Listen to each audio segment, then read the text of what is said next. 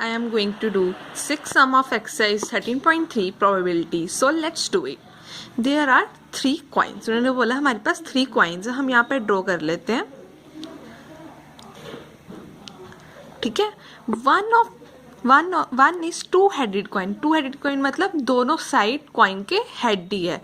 ठीक है. Two headed coin. ठीक है. Another is bias coin. Bias coin होता है, उन्होंने कॉइन को ऐसे डिजाइन किया होता है कि जहाँ हेड ज्यादा है या टेल ज्यादा है, पर यहाँ पर क्या आ रहा है, that comes up head 75% of time. इसका मतलब यहाँ पर हेड आ रहा है, उन्होंने हेड की प्रोबेबिलिटी ज़्यादा रखी हुई है. यहाँ पर टेल भी हो सकता है, पर यहाँ पर इन्होंने सिर्फ हेड ही लिखा है. ठीक है. Biased coin, biased with 75%. ठीक है. और and third is unbiased coin. Unbiased coin होता है सिंपल कॉइन, जैसे हमारे पास नॉर्मल कॉइन होते हैं, वो होता है अनबायस्ड कॉइन. ठीक है.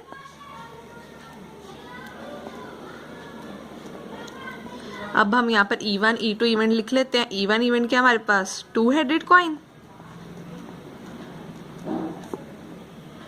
और E2 इवेंट क्या हमारे पास, बायस विद 75% हेड.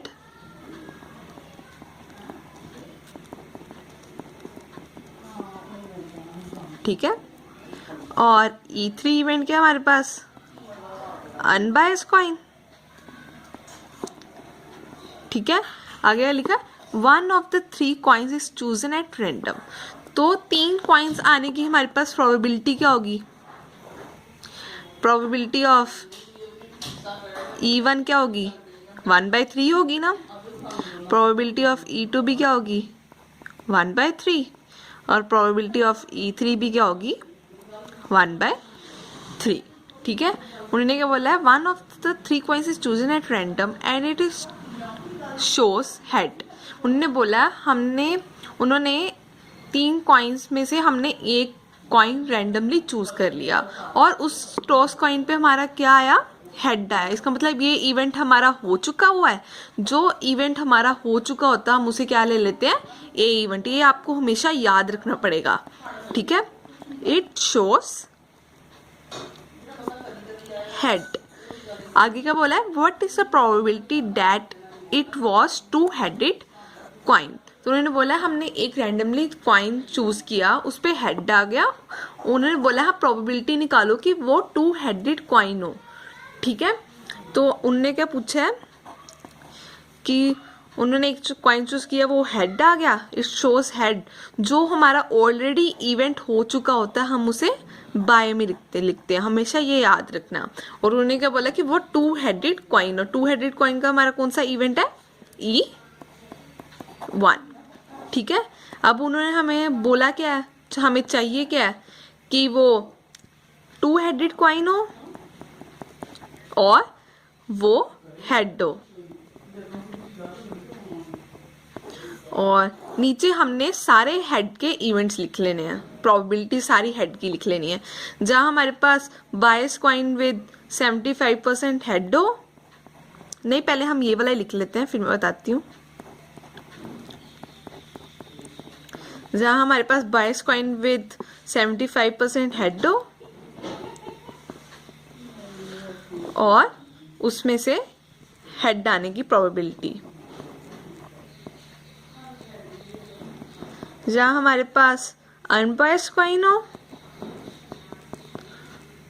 और वहां से हेड आने की प्रोबेबिलिटी. हेड आने की प्रोबेबिलिटी क्या होगी, PA/3.